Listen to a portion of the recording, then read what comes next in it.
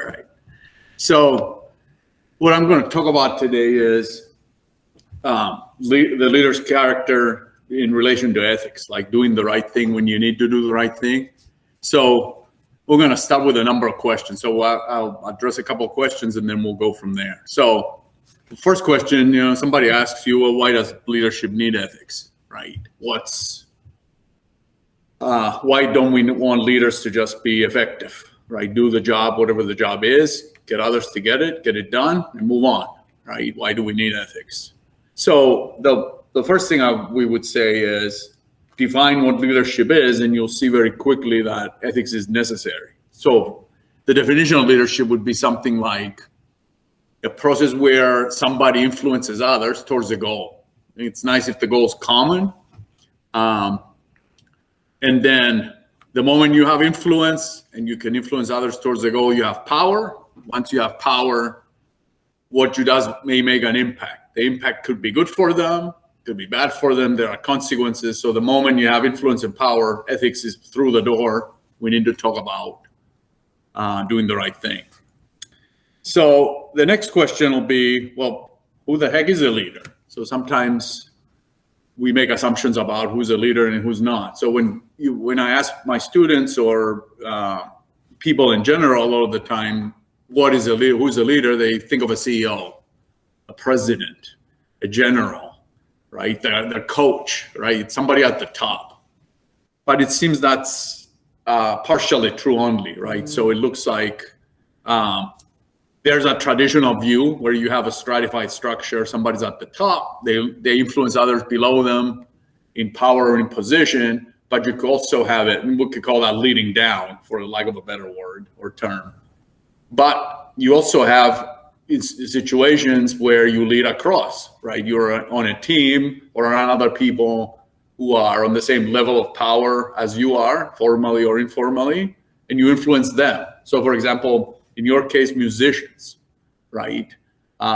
It doesn't mean that one musician is more powerful than the other, but you may influence each other in a way that you can get to play a tune better or something like that, right? But there's also an interesting one that's missing a lot of times from discussions is leading up, right? So you could be below somebody in power and you could influence them, right? You could give them an idea. You could find a way to motivate them if they're not motivated, and so on and so forth. So leading can happen in all sorts of directions. So sometimes what we traditionally think of as followers play leadership roles all the time, right? So the other thing is, what do leaders need to know? How should we train them? What do they need to do? So the first thing, I have this thing I call the 4+1. So the first thing they would need to know is develop and refine certain skills, right? These are maybe influence skills, how to communicate, how to motivate, right? How to listen to others. These are skills necessary for good leadership, effective leadership to start with. We need to develop awareness of myself and the context, like where am I? Who's in the room? What's the meeting about, right? What are we supposed to be doing? I need to be aware of my strengths, my weaknesses, and so on. Know my position. Develop a practice for creating and handling change. But it's very clear that any organization, any group is going to have to undergo and deal with changes. There are better ways of handling change and worse ones. You need to work on that. 4, develop the ability to know the morally right things to do and to be able to do them. I noticed the emphasis on to be able to do them because a lot of times I could know what the right thing is to do and I don't do it, right? We do this all the time as human beings. So what is it that's going to make the difference from me if I know the right thing to do to be able to do it? And the answer to that is going to be some sort of set of character traits, or what we're going to call virtues, right? Again, to give you the backup you need to be able to propel yourself to action. And then the 5th one, that's my +1, is you need to know the great works of leadership literature. And that could be philosophy, could be traditional literature, like you think about Shakespeare or other things like that, what people call the canon. So now, again, like I suggested before, to be able to act the right way, you need to have sort of some requisite things in the bank to be able to propel you, and we're going to call those virtues. That's what Plato called them, Socrates, Aristotle. Positive psychologists talk about personality traits in this way, like virtues now. So virtue ethicists, so these are sort of current prevalent terms still. So I want leaders to have a strong ethical character and then act from it, so they're doing the right thing. But somebody might ask, well, what the heck is a virtue? Virtue sounds like an old-timey, a virtuous person. I don't know, people think of a 70-year-old, nice person or something, like a virtuous person. Or they think of church or something like that, right? So I'm following Aristotle pretty closely here. So virtue is a developed ability at a function to be able to do something, and at a level where you can do it excellently, right? So for example, is there a quarterback virtue? Yes. To be able to be a good quarterback, you need to be able to move your feet well, throw the ball well, have good vision, know when to throw, those kinds of things. How do you get them? Right? You practice, right? You practice different kinds of techniques, and then they become kind of automatic to you. And when it's time to play, you respond to the situation without having to think about it too much. I know where I'm going to throw the ball. I know when and so on, how to move out of pressure and so on. Now, we could think of the same thing happening with the leader or us in general, right?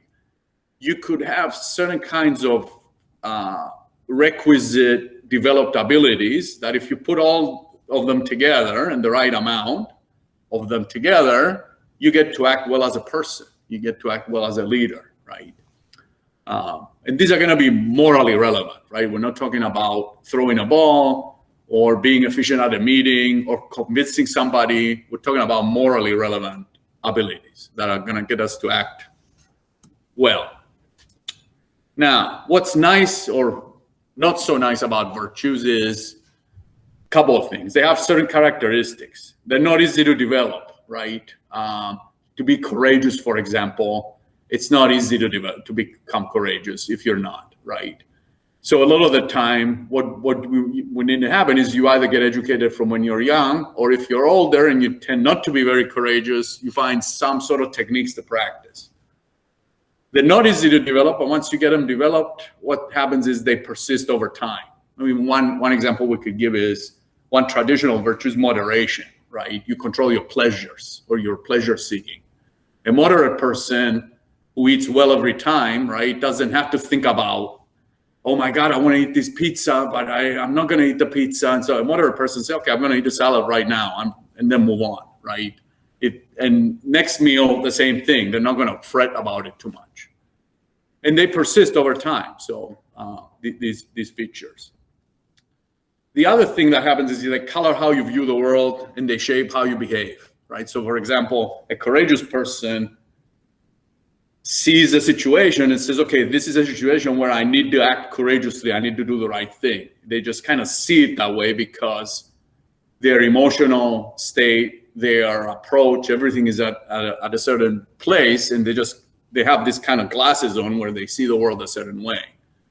A person who is immoderate, right, and likes, say, to eat a little pizza. Whenever they see pizza, what are they thinking? I want to eat pizza. I want to eat a lot of it. That's how that colors, their disposition colors the world. I'm kind of like that.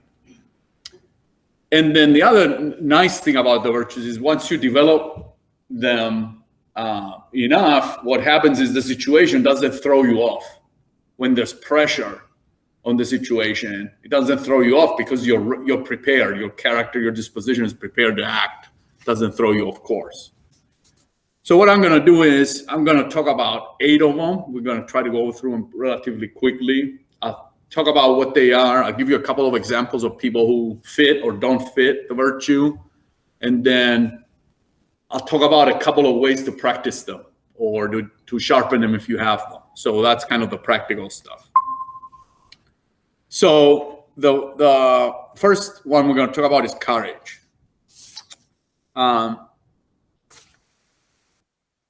So courage, we could say, has to do with fear, right? Aristotle says it also has to do with confidence. If you're too confident, you're kind of silly, right? You put yourself in danger when you shouldn't, right? So it's a way to some sort of middle point between being too afraid and not being afraid of anything. Some sort of range where you train yourself when you're afraid and you know there's something that you need to do or you're uncomfortable, you're able to do it, right? Vulnerability is part of fear. Like a lot of people think of courageous people as fearless. That's not what courage is. Courage is you feel vulnerable, you see a risk, you're afraid, and you still do the right thing. It's rare, it's difficult. It's valuable to be that. So you push through. Now, a lot of people think of physical courage when they think of examples. I don't know, a soldier running towards fire to save his comrades, right? Putting his physical life in danger. But most of us, when we practice courage, it's not going to entail physical danger. It's going to entail something else. Sometimes it might be, you're intimidated by somebody, right? It might be you're ashamed, right? So shame is a kind of a form of fear and it pushes back, and then I'm ashamed to say it or do it, and so on, like overcoming that pressure. The risk could be, loss of opportunity. I lose my job or something like that, right? Example, I can't think of a better example recently than Malala Yousafzai, right? Pakistani young girl gets targeted by the Taliban. She gets shot. They thought she was dead. And then her family was threatened, right? Repeatedly. She's, completely fearless, advocates for women's education. So much that she became a lot of people in the West rallied behind her, tried to get promote women's education, girls' education, several countries. There's an episode I remember about her that speaks to her courage, which was when she met President Obama, right? If you and I were to meet the president, we'd just button up, right? Because it's the president. She showed up at the White House and she was pointing her finger at him. She told him, "You're not doing enough for girls' education. You need to do more," right? So that just tells you, like, her cause is so important to her. Like, she's not gonna, just because it's a president who is more powerful and so on, she's just gonna button up and be nice, right? Other examples could be, Muhammad Ali in the 1960s, he opposes the draft at a great risk, right? And so on. We could give lots of other examples. How to practice courage. I give you 6 ways here. We're going to focus on a couple of them. So the first one would be, list one time you demonstrated courage and one time you didn't. Think of cases where you tell yourself, I was pretty good. I was afraid. Felt vulnerable, but I think I did the right thing. Or another time when you didn't. And there should be some of those too. What did you learn? Analyze it a little bit. And then look at 4. We're going to skip here and there. Find a courageous role model or mentor, somebody you see acting rightly even though there's some risk or danger. Is there a list of people for you? Who are they? Why are they on the list? Do you talk to them? Are you reading about them, right? So a couple of other ones, and a lot of these techniques or practices are inspired by ancient Stoicism. So Seneca says remember that when you suffer more in your head or in your imagination than in reality, right? You're inventing, obstacles and problems and so on. Public speaking, people are afraid of public speaking. A lot of times it's like, half the time people aren't even listening or whatever, right? So you're inventing things in your head. The other one is accept that sometimes you're going to look foolish or stupid. And that's okay. We're human beings. We make mistakes. We're learning on the fly. You spill your coffee, you thought you understood something and you don't. So what, right? It's kind of a relaxing realization maybe. So keeping those things in mind. The next one we'll talk about, this one I was kind of a little bit not sure to call it grit, optimism. Are they different? Are they similar? They're different, but there's some similarity too. So this has to do with the ability to pursue long-term goals with sustained effort. Even when things get tough and I want to give up, I feel disappointed and so on, bored or whatever. Speak about reading philosophy, right? You may find out it's boring. Well, keep reading, right? Persistence or grit, there's something there. So this is important. One example is William Wilberforce in England opposes slavery, right? In England, tries to abolish it, or is one of the leading figures trying to abolish slavery in England. Meets a lot of opposition. It takes him 40 years to get really anybody to listen to him, right? So it persists. Nelson Mandela, right? He's in prison for, 20 or however many years, I forget. Persists, right? He hangs on, and even though when things are difficult, he does what he needs to do. How to practice grit. Find a purpose worthy of pursuing, right?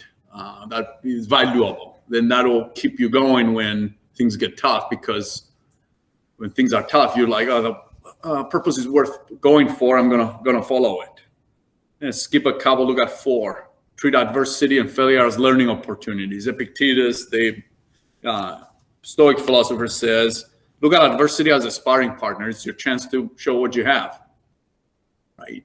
And then the other thing that helps is work with others who have the same goals. Because when you're having a bad day and they're not, they can motivate you or push you to keep going, right? And that could develop grit. And then tomorrow might be your turn.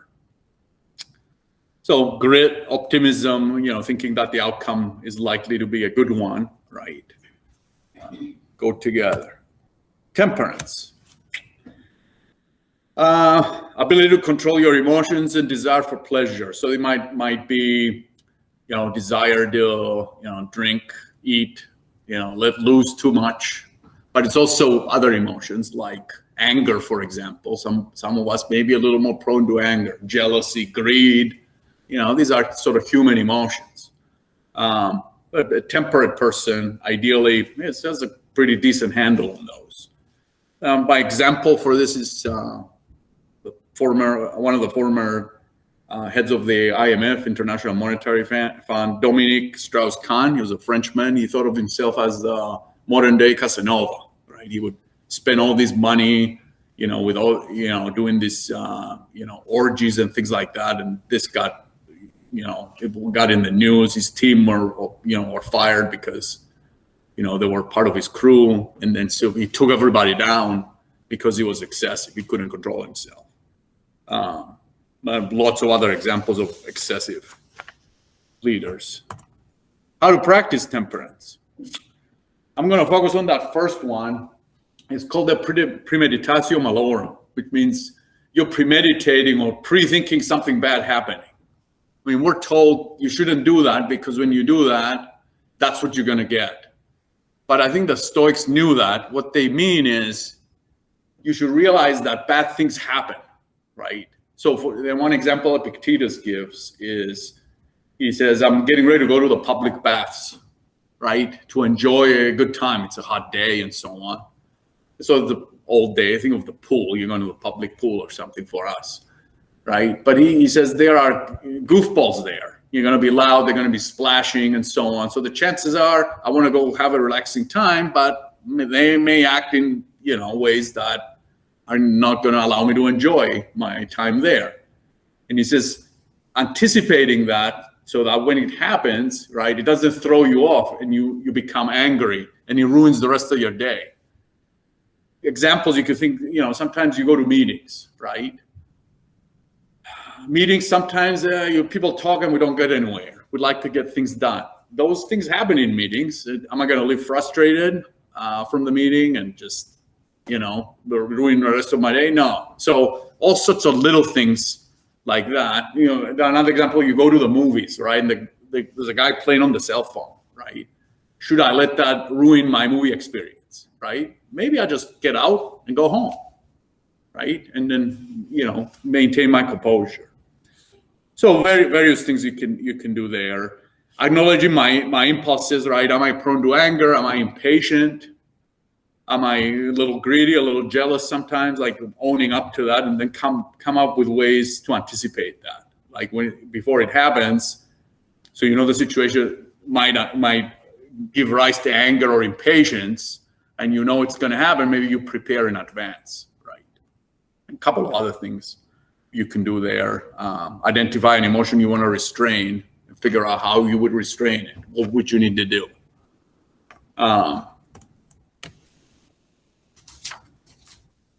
Practical wisdom, prudence. So a person is practically wise, so there's knowledge involved, but it's not just abstract or just in the mind. You get to apply it in some way. It's a word Aristotle uses, practical wisdom. That's why he's on the screen.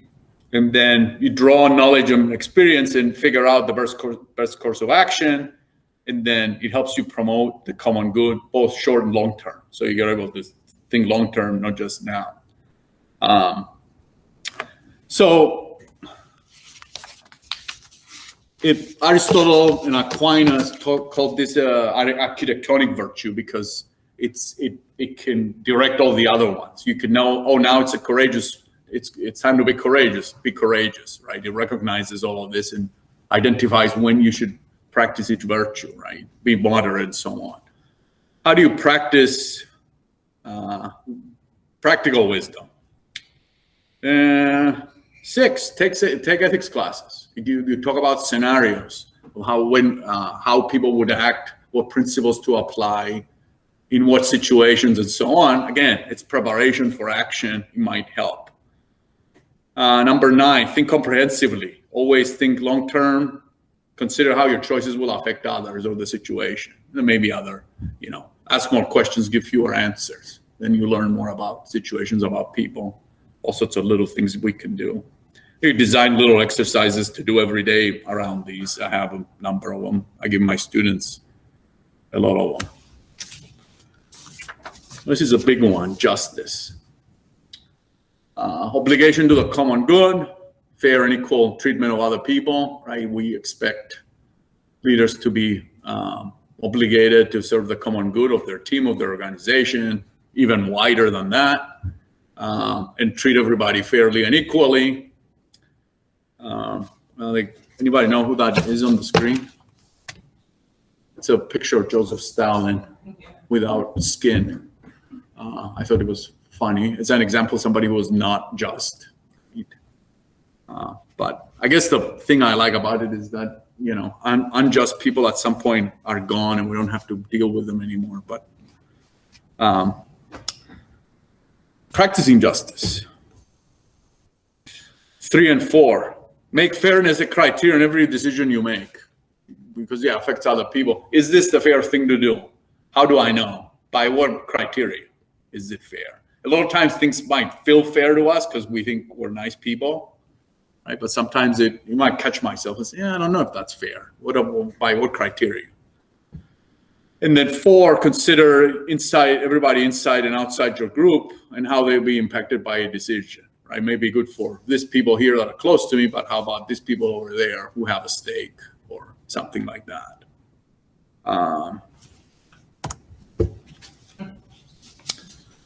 Elizabeth Holmes now, she's in the news. Everybody know who she is? Theranos, company that tried to come up with a little machine that you would put your blood in and it would tell you everything that's wrong with you. But total disaster. She was lying to investors. She was lying to all these big time influential people. She got, Warren Buffett on the board of her company and all these other influential people. She tricked everybody. She's in court now. So integrity, moral consistency, right? I do what I say, and I'm honest, right? We expect this of leaders. It's nice if we have leaders with integrity. What happens when there's lack of integrity, right? It undermines your moral authority, right? People don't think of you as a moral authority anymore. They don't trust you, and then when they don't trust you, a lot of people become cynical, and that's tough. How do you practice integrity? Be as truthful as you can. Sometimes you can't be totally truthful, and that's fine. And I'm borrowing this phrase from this book some of us are reading now. Brené Brown says, "Clear is kind, unclear is unkind." Right? So be clear to somebody, be direct if you can. You're doing them a favor. They know the situation, they know how to act. Again, this is not always possible, but if it's possible, do it. Admit your mistakes and encourage others to do the same. It helps us to admit our mistakes. Hiding from them doesn't really help anybody. It's more of an ego thing. And then when people notice me not admitting my mistakes, are they going to trust me very much? It might cost us more than we think we're gaining. And then number 4, foster trust through transparency, consistency, and show concern for your team members. That can help. Here's another scoundrel. Humility. So the objective, balanced perception and presentation of my strengths and my weaknesses. I don't think I'm better than anybody. If I'm not, right? A lot of people. If you are, fine. It's okay to act like it, I think, sometimes. Shkreli is a good example. Turing Pharmaceuticals, right? It's a famous case where he increased the price of HIV drugs by 5,000%, right? When he was told, he was trying to corner the market and make a lot of money, and he said, I'm not bringing the price down. I am, I'm special. He was calling people in the Senate who were investigating him idiots and so on. So very arrogant and so on. And then this didn't help him or his company or the people who worked for him, right? He was found guilty of fraud and lying to investors. It found things on him, and people who worked for him had to be out on the street.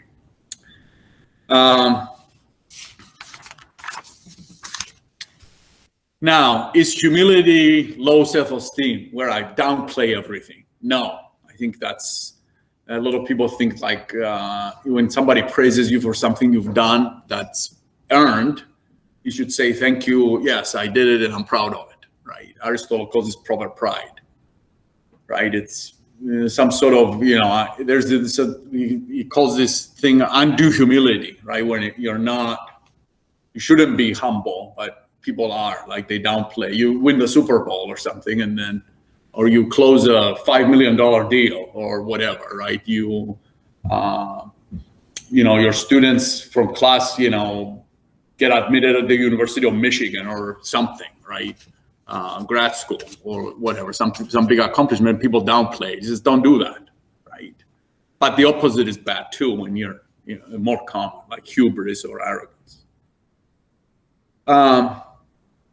Humble leaders, the nice thing about humble leaders is that there's evidence that they're less likely to be seduced by power, to claim excessive privileges that other people don't have, because they think they're special, engage in fraud. I'm just an exception. I'll just put my hand in the jar, and so on, pursue selfish goals and so on.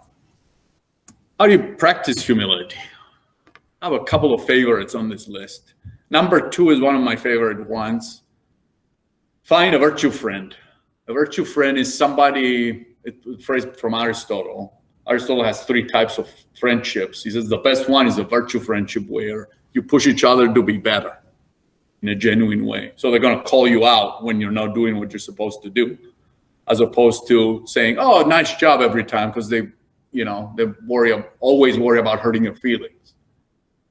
I have my students a lot of times come up with this list. Give me a list of 5 people who you want feedback from, who'd like to give you feedback that you can count on and that are going to improve you. And then I have them go through the exercise. Who are the 5? Why are on the list? Give me a list of 5 people you wouldn't put on the list and why, right? So trying to show them that there is, you're going to learn about your strengths, but also about some weaknesses you may have, and that's okay to have.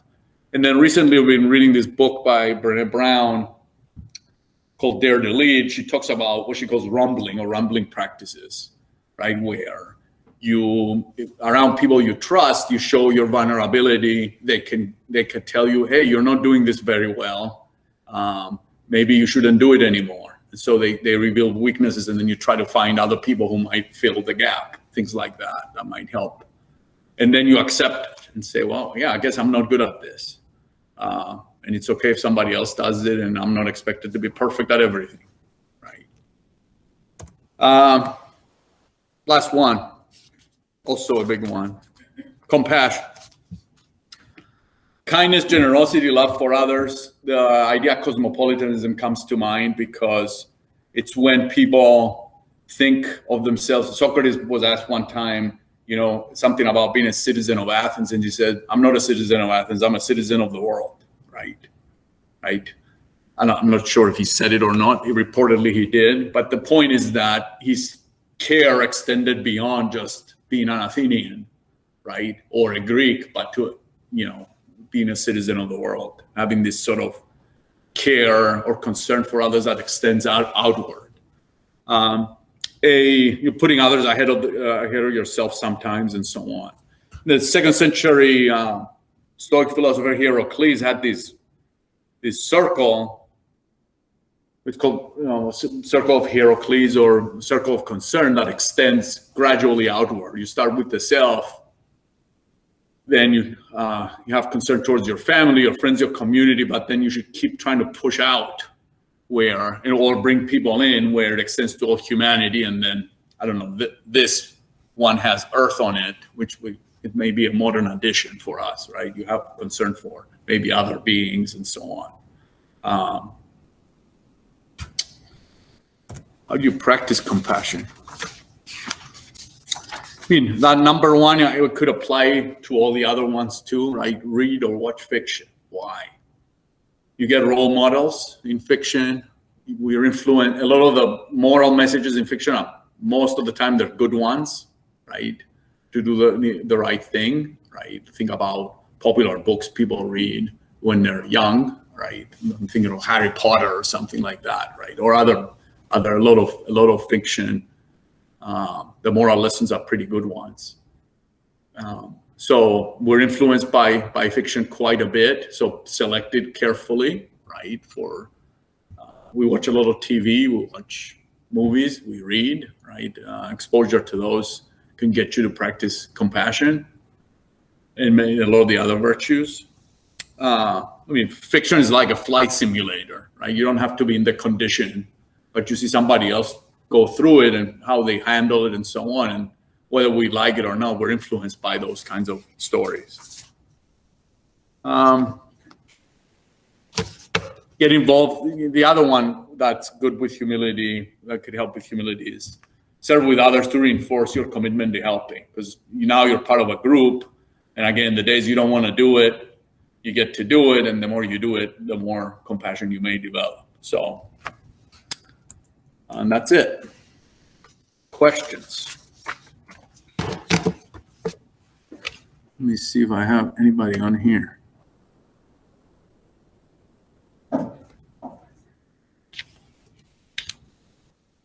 A couple of people.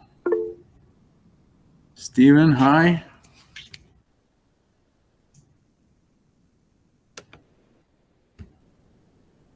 Say that one thing that, and it's not really a question, more than a statement, is learning about 360 reflection and leadership and finding that virtual friend. That was something that I took from your lecture, and something that I'll find some virtual friends to give me some real feedback instead of just a good pat on the back. So yes. I took that with me. I think that's a good. And it's a hard one too, because a lot of times it's uncomfortable if somebody tells me the truth. Sometimes I don't want people to tell me, I'm doing something bad, because then I'm going to have to work, right? But it's obvious that I need to work on it, right? But we avoid those kinds of things.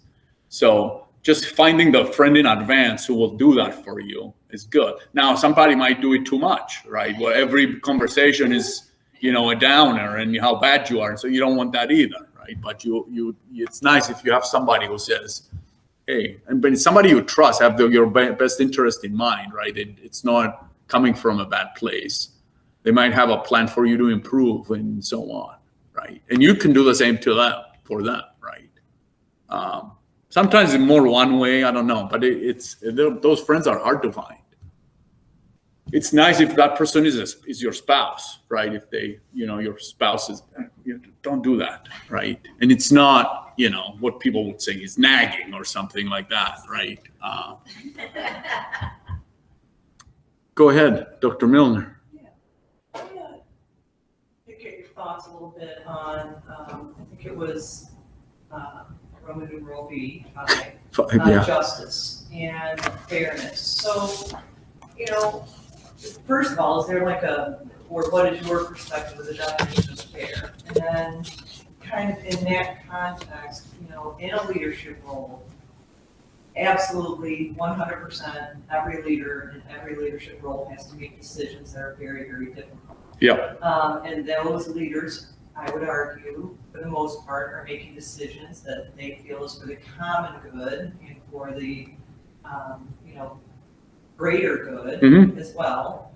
And so, but people that might be on the other side of those decisions might not view it as fair or as justifiable or equal treatment that other people get who are affected by those decisions. So how do you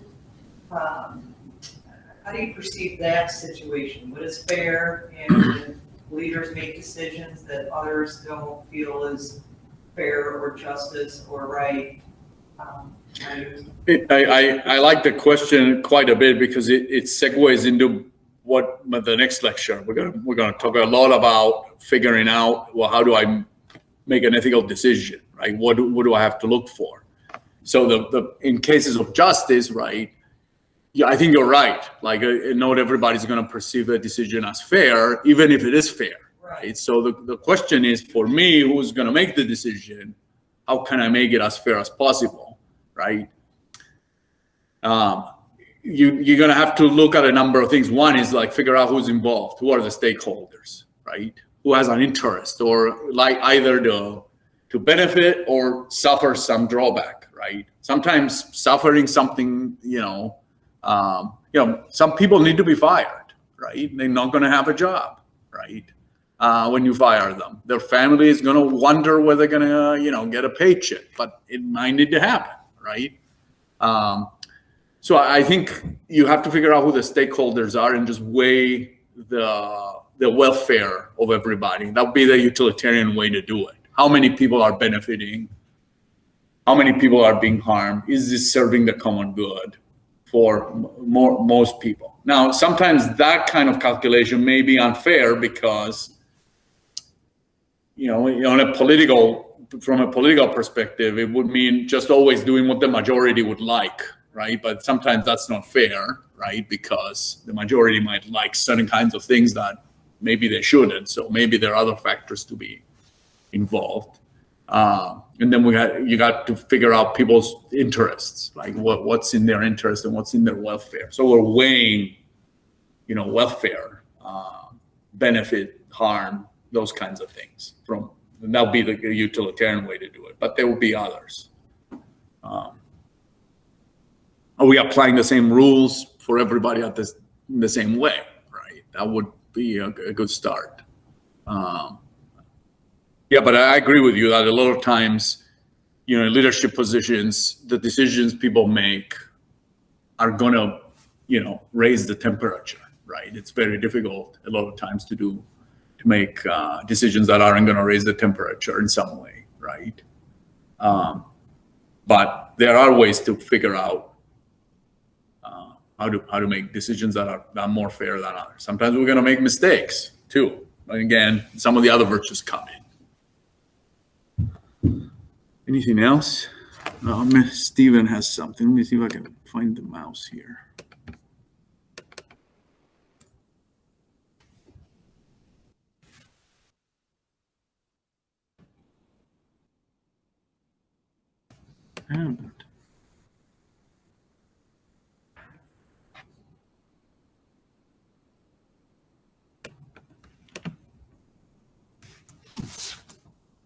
Oh, it's over there.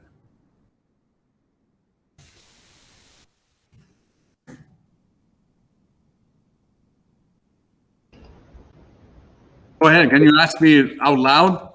Yeah, can you hear me? Yeah. So my question relates to premeditatio mal. Malorum, yeah. Yeah.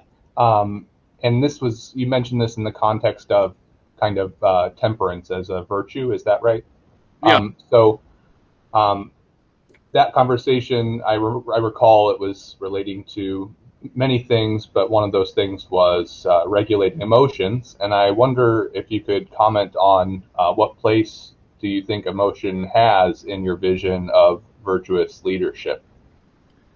Oh, emotion is quite relevant, right? So the virtue, part of what the virtues are doing, this is again Aristotelian, like not my own point, right? Is that so for example, there are times to be angry and act on it, right? There are times to be afraid and act on that fear, right? If you're so the virtues are like limit principles, right? You have this sort of range of possibility for anger, right? You could be angry at little things or really big things or important things, right? Or you can be angry too quickly every time. So the virtue, what the way we envision virtue is something like you're putting limits on that so that it responds to the situation. You're able to respond to the situation correctly. So emotions are going to be part of that. So what premeditatio malorum can do, and not just with temperance, but maybe some of the other ones, is prepare me so that I don't get too angry, right? Because I realize there are going to be idiots at the baths, right? There are going to be people who might annoy me at work, right? And I have to go to work tomorrow or the next day, right? Whether the annoyance is warranted or not, it's happening to me, right? So how do I handle that is maybe anticipate it, right? Or try to say, okay, when this happens, I'm not going to do this, right? Or I'm going to think about something else or come up with some technique. And that starts putting those limits, those barriers on that emotion, right? A little more, right? It's difficult to do, but the more you do it, the more likely you are, or the next thing that happens that annoys you, you have kind of a prepackaged response maybe. But that's kind of the patch for somebody who isn't virtuous, because somebody who would be virtuous wouldn't be angered very much, right? You'll just, whatever, the guy said the thing, right? And then move on. Does that help?